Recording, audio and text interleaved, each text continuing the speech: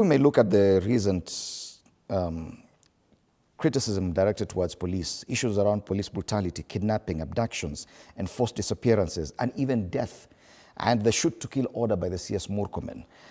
Many people are justified in having serious concerns about the whereabouts of Ndiangui, given the fact that it is a tweet that led to his disappearance, the same way that we saw Albert Ojwang, who tweeted something, and he ended up in police custody and ended up dead.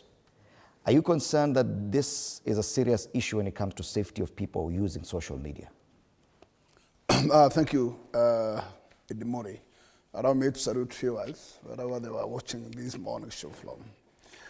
And coming to this serious concern of disappearance of Kenyans, it is true, it's a big concern to all of us that we cannot have a civilian government where extrajudicial killing, disappearance of Kenyans haphazardly is a business of the day. The government has been in public domain, defending itself, trying to defend itself that it does not know the whereabouts of these extrajudicial killed youths and this disappearance of Kenyans.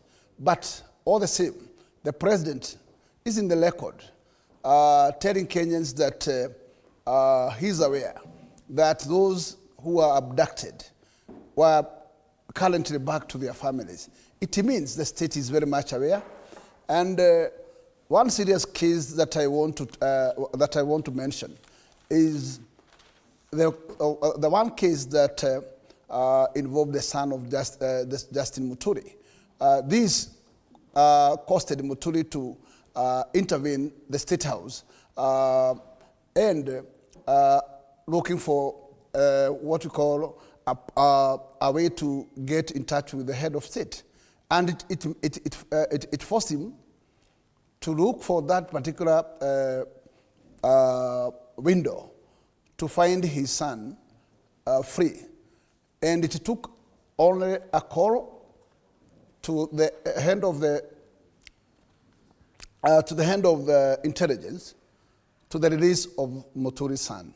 This tell you, there before, Muturi tried to ask all the police agencies, including the intelligence, the DCI, and NPS, and none of them were committed to whereabouts of his son.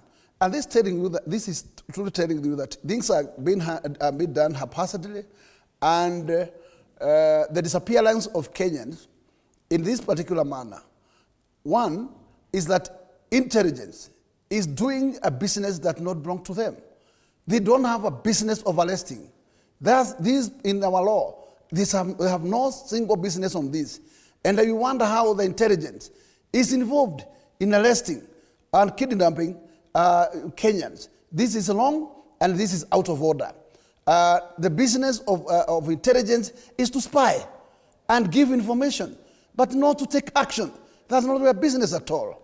And what is happening is that if the intervention of the release of Muturi's son was intervened to the head of the intelligence, then something is wrong. Mm-hmm. How does the head of intelligence involve him in arrest of suspects? It is wrong, and this is telling Kenyans that we are heading to the wrong direction. Mm-hmm. I want to castigate the sentiments also made by one CS for Interior. I cannot understand how can a serious CS, who is the holder of the flag of that particular ministry, can wake up on a public media and make such an arrogant statement that any Kenyan who appears to be anywhere near police should be shot, killed. This is a statement which is totally backward, a statement that nobody can take it lightly. Later he tried to withdraw, but I can tell you, how can you make such a statement? You are in record telling Kenyans that you are a lawyer, and you understand what it means by directing police to shoot to kill anybody, near the police. Our knowledge is that police is as equivalent as a refuge where you can report any crime. If then, when you get close to the police, then you are wanted. Where else are we expected to take our complaints to? Right. This is wrong. And I would tell Kenyans, it seems we are on our own. If a full minister, a full cabinet minister, such an inflammatory statement, even today, nothing has taken.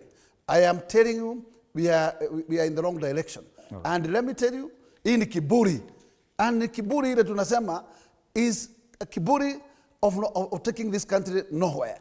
I don't think that, in fact, this country is at this level. Dimuli, we are in Norwich, witnessing Nairobi, being taken through to what we call illegal guns, terrorizing in the presence of security officers, terrorizing Nairobian pedestrians, mugging them, rooting in a day watch.